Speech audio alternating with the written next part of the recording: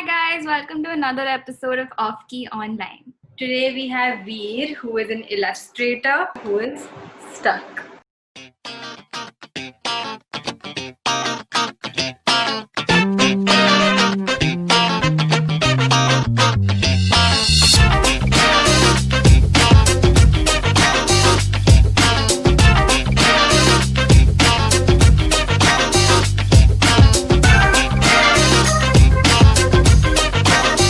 I started wearing this around the house for fun because it helps me feel alive. I'm an illustrator whose work explores themes like intimacy, mental health, queer narratives, and yeah. Veer, how has work from home been for you? Uh, okay, so it's been up and down in the sense that so for context, I work in the digital team of a publishing house. For the most part, I think it's kind of crossed over quite normally and quite effectively beyond like I would say logistical constraints. But are you looking forward to like going back to the office or are you? You have no idea how much I'm looking forward to going back to the office. I don't like ever being in one place. Like I like moving around constantly. So getting out of the house every day was like something that was really important to me. I can't wait to go back to work. Also, Yeah. I think it's the other thing for me is that when I went to work in the morning in my like I it was like I was putting on like the graphic designer cap, and then I would Yeah. go and I would do my work, finish whatever I had to do, or whatever, like just be work wheel. Leave, come back, and I feel like when I would come back to my own house, I would put on like illustrator the illustrator cap, and then I would work on my own stuff at Hmm. like leisure, and I would have the say like time and space to develop my ideas the way I wanted to. And now, after the lockdown started, I think those two spaces have kind of gotten very mixed up. Yeah. And they're like, I mean, it sounds really pretentious the way I'm putting it, but like it's like two spaces that are kind of invading in on each other's privacy, Hmm. and neither are necessarily having the space to breathe. Oh my Yeah. God, you have put this in words. Wow. Pretentious. No, I'm very good at saying things pretentiously. because this was going to be my next question. How did you balance like your work and the art you create for yourself before, and what is it like now? And I feel like the thing you said about the space is something that I have been feeling since the time I've come back from Singapore, because Hmm. we had like a studio space, and then there was home. And yeah, Yeah. home. And Yeah. here, like, my bedroom is my studio space, and I try to move into another room, but like, still having the same house doesn't really work for Yeah. me. It's all in the Yeah, same. same. Like at max, I like do day job work at the dining table and like other art stuff in my room. Hmm. But like it doesn't make as much of a Yeah, difference as I think people assume it might. exactly. It Yeah. doesn't. And I've been struggling with it because in my head, I'm just like, I need a studio space of my own. I need to have like a Yeah. workspace where I can do whatever and be the art me. Like, I feel like the art me is very different from the at home. Home. Yeah. And that homey is not being able to get that freedom to be the art me. Yeah. So nothing is happening. Like, I'm not being able to create like I would like to. So as you said, there's graphic, like there's illustrator Veer, and then there is work Veer. So what is Hmm. the difference between the two, and where do you get your inspiration for both your roles? Um. So workweave is what my work usually involves at the present moment is um designing promotional material for say a book that is to be released, um, and as well as say executing a brand campaign, or it's more commercial, it's dependent on other variables that come in from the company, Hmm. um, versus illustrator wheel, which very largely can kind of pull from anywhere. Hmm. So like it's also like illustrator wheel I think is more of a balance of making my mood and my intention and motivation known without revealing too much about myself. Like making it um making it something that other people can look to and can relate to without necessarily someone being like, oh, we made this drawing that's clearly about this person. Also, because I think my brain also functions in this way where like someone can say something absolutely minuscule to me, and I will milk that for the next 2 years with my art. Like Wow. like I'll straight up just be like, no, you wronged me, and I will make art about it for 2 years. Taylor Swift. Oh man. Yeah, Oh yeah. honestly, when you surround yourself with a genius. That woman, man.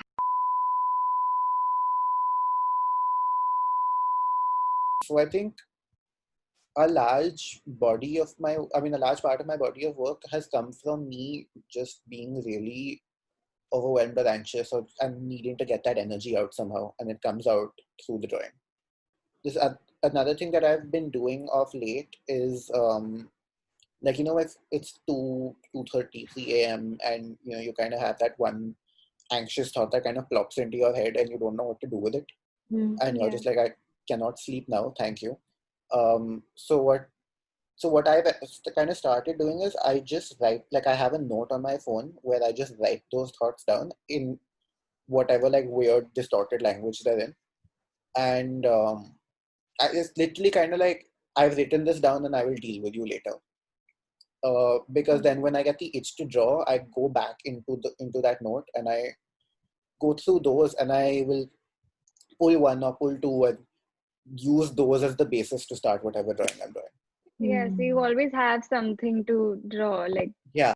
But have you like felt like you've been posting your art for like a while now? Have you felt like the response like change with like how people respond to it, how they like take it now versus before? Yeah, for sure. Like, I think also because I've grown up, Yeah. I've grown up using Instagram. I think for like since 2011, I've been a user on Instagram, and I started maybe posting art like 2012, 2013, something around there. And obviously you'll never find any of that stuff now. That is archived. If you scroll down, and like you will have to do a lot of scrolling, so I don't recommend it. But like if you scroll down even till like 2015 onwards, maybe the past 5 years, you will kind of, I feel like when I do it, I see actual tangible growth. And I think my audience in a way has grown with me. I was drawing digitally in school, and then my tablet broke, and I took an accidental break, I think, for the next 2 years. And then I got a tablet again and kind of slowly got back into it. And then when I got back into it, I got back in with this very activist standpoint, where I wanted to say things. And like now when I look back at it, I stand by those decisions and I stand by the work that I made. But it's also just like you are standing for everything. Like you're like, it's so excessively trying to be woke, when now kind of a few years later I feel like I've grown up a lot more, and now I'm just like, I don't need to try to be woke, because Yeah. like I know what I believe in, and I know that what I believe in is right. Like, wanting um like basic feminist values is not a stand I need to take. It's the way I am, and because it is so much a part of who I am, it's going to bleed into everything I do without me trying. So I don't need to intentionally make a statement. I can just make whatever and know that Make it it is come a part through. of that. Yeah, Yeah. that it will come through. And I think that's also because I feel like I've maybe also grown a little bit as a storyteller, grown a bit in pushing a narrative through work. Yeah. Um, like I don't make necessarily and this is something I've been told by other people, that I don't doesn't seem like I'm making queer art anymore. And like in 2019 you really stopped making queer art. But I don't necessarily feel that, because I feel like because it's coming from me, it already is queer art. Yeah. And these experiences are from a man about a man, or and sometimes there are people in the drawings and it comes through more clearly. Sometimes it's it's more conceptual than that, where I know that I'm making something and a queer person will relate to it. Yeah. So I think it's also just confidence. Like I'm much more confident in myself and my abilities now, and I don't Yeah. feel the need to prove things to people. But how do you think that journey has been for you? Like how would you sort of explain the of that? So, Uh, I mean, it's weird to kind of look at it from the outside because I've just been so. I mean, it's like I've been in it, mm, but like like sometimes I think like I came out in 2015, and um obviously when you just come out, it does take you a while to adjust into yourself again. It can take up to a few years. And honestly, like I feel like I'm coming out more every day. mm, um like I don't think coming out stops. You like Because I feel like when you grow up as a queer person, and I think this stands even truer for people in India, or people within more conservative spaces or culture. I feel like whether you come from, like I come from a very liberal family, but that being said, just growing up in India, it programs your brain. mm, Um, it programs and conditions your brain to think in certain ways, to have internalized.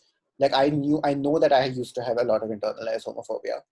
Um, you have, and just working through those things constantly it's a constant kind of process of unlearning, because um you are literally, you're deprogramming your brain, and you are Yeah. now subconsciously kind of picking out things that, like like you're subconsciously being like, okay, this characteristic of mine is not valid anymore because I was programmed to think this, and this one I can Yeah. retain, mm, even though I only have this one because it was designed to protect me. Or like, so you're kind of constantly cherry picking things about yourself, and without realizing it, you're kind of being like, okay, I'm not going to do this anymore, or you just grow out of it. Like that was this unlearning thing is honestly it's so important. Like of course, like for me, like when I was in my last year of college, I did my whole final year project on like transgender awareness in Singapore and like spreading that. And I feel like I learned so much in that, like, but like I couldn't directly relate to it, Yeah, but the amount of stuff that like I learned or unlearned, like it was incredible, honestly. Like I read somewhere, like, like the definition of gender is not what we think that it is. yeah, Like or what we're it's told it is, rather. mm, exactly.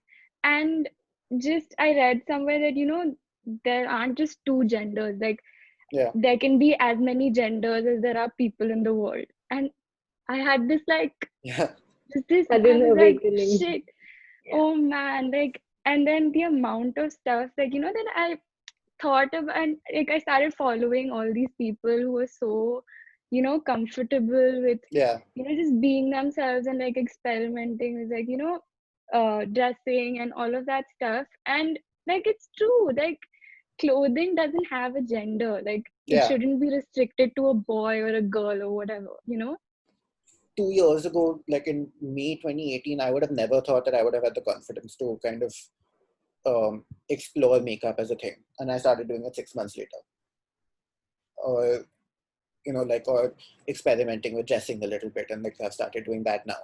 Mm, So it's literally just, it's breaking down years and years and years of patriarchy, Conditioning, and yeah. your response to it, which was like, when you feel like you're under threat, you create layers to protect you, and then when you come out and you find acceptance, and you find who you actually are, it can take just as many years to kind of peel those layers off. And I think That's just also, the like, way. our sex ed is really bad. Oh, it's horrible. Like It doesn't exist. yeah, it's like bad is an understatement because it's non-existent, Yeah. Yeah. which I think is showing, like especially with the whole boys' locker room situation. Mm. Yeah. Like it's just like the lack of sex ed, the lack of um, holding, not only holding men accountable, but also we also have to ask ourselves, how did it get that way to begin with, right? Like how Exactly. like we have to start deprogramming patriarchy from the very beginning. And of course, that involves going years and years and centuries back. But like the least we can do is start it off, yeah, like start off these conversations very young, because then Yeah.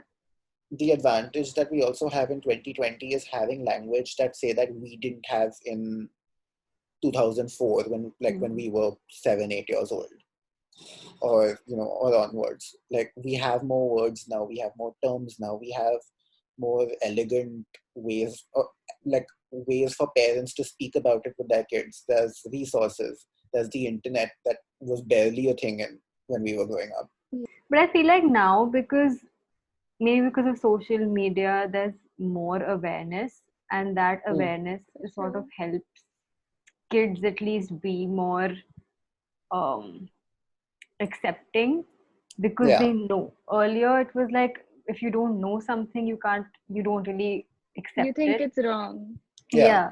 So Or you're now, scared of it, or Yeah. you're I mean it's just new, so apprehensive you're about distant. it. Yeah, Yeah. Like I look at Shiv and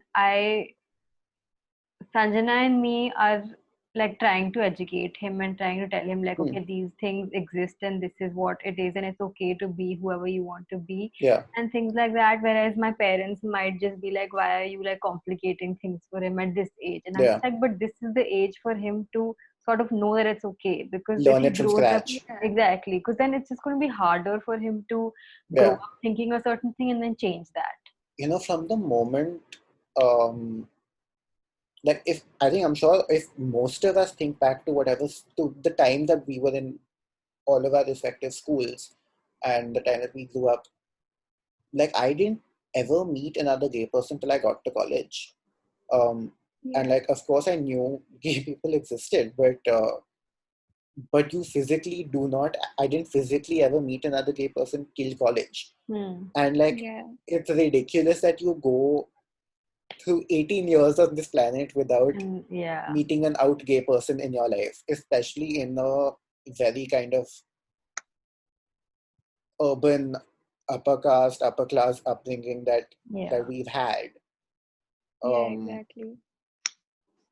and like, I mean, like, I feel I'm just hoping that there's a gay kid in DK Sarkipuram who's out one day, and that like who's out and he is like positively surrounded by acceptance. Because I think if like the moment that happens, then if there's a first, there'll be a second, there'll be a third, there'll be a fourth, there'll be a fifth, Exactly. It's like a and domino. everyone else will learn to adapt Mm. because they have to. Yeah. Yeah.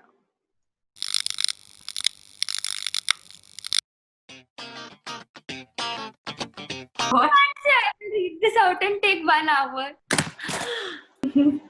Like this. सुंदर में नहा के तुम और भी I don't know. Veera, Veera, Veera, Veera. Again. Don't put this part in the video. Statue हिल रहा है क्या? Hello. How embarrassing. I would not want to be.